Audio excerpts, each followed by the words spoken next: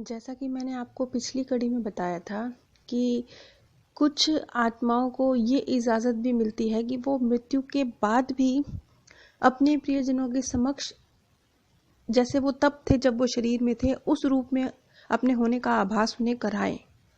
एक पुस्तक है योगानंद परमहंस। इसमें भी इसी प्रकार से गुरु ने अपने शिष्यों को मृत्यु के बाद की दुनिया के विषय में जानकारी दी है और ये जानकारी डॉक्टर न्यूटन की रिसर्च और अनीता मूरजानी के अनुभवों से बहुत मिलती जुलती है। जैसा कि जीवात्मा जगत के नियम पुस्तक में भी निद्रा को बहुत महत्वपूर्ण माना गया और ये बताया गया कि नींद एक तरह से आपको न सिर्फ आपके उन स्वर्गीय प्रियजनों के साथ रुपहली डोरी के माध्यम से जोड़ती है, न सिर्फ आपको शारीरिक रूप से स्वस्थ बनाती है बल्कि इमोशनली और आध्यात्मिक रूप से भी आपके अंदर नई ऊर्जा का संचार करती है। बिल्कुल इसी तरह से कैथरीन ने भी नींद को बहुत महत्वपूर्ण माना। इस तरह से जब अलग अलग माध्यमों से एक समान जानकारी मिलती है और उसका हम एक तुलनात्मक अध्ययन करते हैं तो उसकी सत्यता पर मोहर लगती जाती है। यहाँ पर कैथरीन नींद के बारे में ही कुछ कह रही है जिसे हम अगर ध्यान से समझेंगे तो हमें नींद का महत्व समझ में आता है। कैथरीन दिव्य आत्माओं के संदेश जो कैथरीन ने दिए, जिनका जिक्र मैंने पिछली वीडियो में किया, उसके बाद कुछ देर विश्राम किया कैथरीन ने और फिर वो बहुत धीरे से बोली, मैं रोशनी देख रही हूँ। क्या रोशनी से तुम्हें ऊर्जा मिलती है? ये एक नई शुरुआत है, पुनर्जन्म। जो इंसान इस शरीर में है वो इस ऊर्जा को कैसे महसूस कर सकते हैं, वो कैसे इसमें समा सकते हैं, वो खुद को कैसे ऊर्जावान बना सकते हैं? अपने दिमागों से। लेकिन वो इस अवस्था में कैसे पहुंचेंगे? अब इस बात को थोड़ा सा ध्यान दीजिएगा क्योंकि यहाँ पर नींद के महत्व को बताया गया है। नींद एक तरह से अगर आप एक पॉजिटिविटी के साथ सोते हैं तो एक तरह से आपकी पूरी रात्रि ही ध्यान बन जाती है। अब यहाँ पे कैथरीन के शब्दों में उन्हें एक बहुत विश्राम वाली अवस्था में होना चाहिए तो आप खुद को उस रोशनी से पुनरुत्थान कर सकेंगे। आपको बहुत विश्राम वाली अवस्था में, इस बात से यहाँ मतलब है आप जब एक गहरी निंद्रा की परम शांत अवस्था में होते हैं तो उस समय जो ये ऊर्जा है ये आपकी रिपेयर कर रही होती है, आपकी आध्यात्मिक पुनरुत्थान आपका कर रही होती है। मानसिक शांति, भावनात्मक तसल्ली, ये सब आपको नींद के माध्यम से इस ऊर्जा द्वारा प्राप्त हो रहा होता है। वो पुनरुत्थान कर सकते हैं उस रोशनी के जरिए। आपको बहुत ज़्यादा विश्राम में होना चाहिए जिससे कि आप ऊर्जा खर्च ना करें, लेकिन आप अपनी ऊर्जा को नया कर रहे हैं, करते रहते हैं। जब आप सोते हैं तो आप नवजीवन पाते हैं। यहाँ पर चाहे कैथरीन ने नींद के विषय में बहुत ही 4 लाइनों में बताया है, अधिक जानकारी नहीं दी, लेकिन अगर आप जीवात्मा जगत के नियम पुस्तक पढ़ेंगे तो उसमें निद्रा का क्या महत्व है इसे थोड़ा ज़्यादा डिटेल में बताया गया है।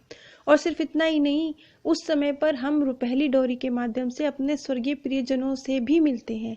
इसीलिए कई बार जब आप चाहे किसी का कोई प्रियजन छूट भी गया हो लेकिन अगर वो अच्छी नींद लेके उठता है तो वो एक हल्केपन का महसूस कर रहा होता है, शांति का अनुभव कर रहा होता है। वो इसीलिए क्योंकि वो रात में अपने स्वर्गीय प्रियजनों से मुलाकात करके आया होता है। अब इससे हटकर एक अलग सवाल जो ब्रायन वीज ने पूछा, तुम्हारा कितनी बार पुनर्जन्म हो चुका है?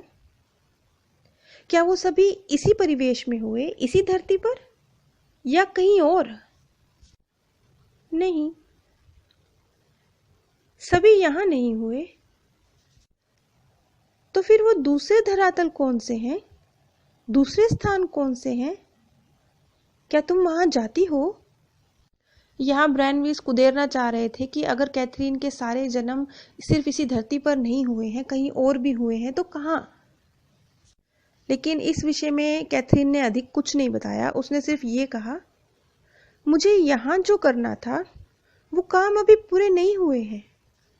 मैं तब तक यहाँ से नहीं जा सकती जब तक कि सभी जीवन का अनुभव ना ले लूं। और मैंने ऐसा अभी नहीं किया है। यहाँ बहुत से जीवन काल हैं। सभी अनुबंधों को पूरा करने में मुझ पर सभी चढ़े ऋणों को चुकाने के लिए बहुत से जीवन काल हैं। अगर आप इस लाइन पे गौर करेंगे कि जब तक मैं सभी जीवन अनुभव ना ले लूं, मैंने अभी ऐसा नहीं किया है। यहाँ बहुत से जीवन काल हैं। अगर आप इस लाइन पे गौर करेंगे तो आप समझ पाएंगे कि कैथरीन यहाँ पर अपने भविष्य के जीवन कालों का वर्णन कर रही है, जो जीवन अभी उसने लिए भी नहीं है, उनका वर्णन हो रहा है। सभी अनुबंधों को पूरा करने के लिए, सभी चढ़े ऋणों को चुकाने के लिए, यानी जो भी उसने लेसन सीखने हैं सीखने के लिए, और जो भी उसके ऊपर कर्जे हैं उन्हें चुकाने के लिए उसे कई जन्म लेने हैं। अब यहाँ पर एक चीज ये तो स्पष्ट हो रही है कैथरीन की बात से कि वो अपने आने वाले कई जीवनों की बात करिए। अब इस पुस्तक में यहाँ ये लाइन नहीं लिखी है कि कैथरीन अपने भविष्य के जीवन कालों का यहाँ पे वर्णन कर रही है, लेकिन ये चीज इस लाइन से स्पष्ट होती है कि वो ये बात जानती है कि उसके बहुत सारे लेसन बाकी हैं जिसके लिए उसे कई जन्म लेने पड़ेंगे। आगे उनका सवाल था, तुम उन्नति कर रही हो, तुम तरक्की पर हो? हाँ, हम हमेशा तरक्की करते हैं।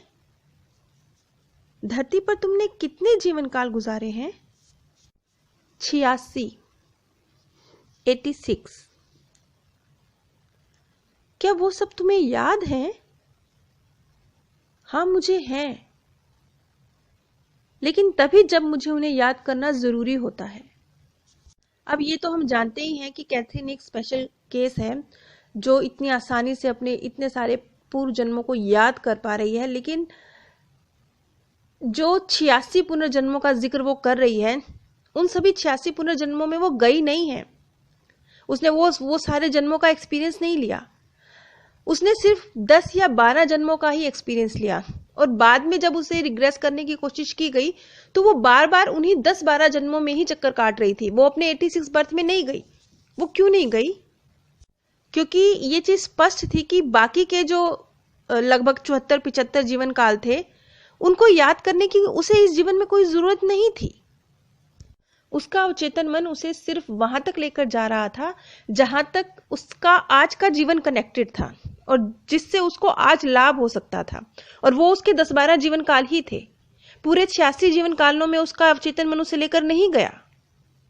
इसी चीज को और डिटेल में हम अगली कड़ी में समझेंगे। आप सभी पर परमात्म सौंदर्य, प्रेम और आनंद सदैव बरसता रहे। आप सभी दिव्य परम धाम में स्थान प्राप्त